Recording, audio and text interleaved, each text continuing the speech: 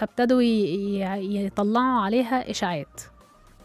المسلسل فكرة ان انت تبتدي تطلع إشاعات وتدمر حياة بني آدم لمجرد بس هو في حاله، هو ما عملكش حاجة، هو طالما بس انت صديته فبس خلاص، لا انت كده مش هتسلم بقى من لسانه. ابتدوا يطلعوا عليها كلام ويطلعوا لها إشاعات ان هي ست مش كويسة وحد مش محترم، لدرجة ان اخوها ليها اخ اللي هو المهندس اللي هو في ألمانيا، اللي هو شخصية عادل، اللي هو عمر خورشيد. ده خلاص كان راجع اجازة مؤقتة، فقال ان هو يروح يقضيها مع اخته وكده. فهي كانوا بيكتبوا لبعض جوابات، فمجرد بس ان هما شافوها بتكتب جواب قال لك بس دي ولهانة بقى، شوفوا بتكتب بقى لمين. طيب هي بعد كده حاولت تقنعهم ان ده اخوها. محدش راضي يصدق ان هو اخوها، بعد حتى اما رجع مجرد ان هما بس ماشيين سوا في الشارع في ال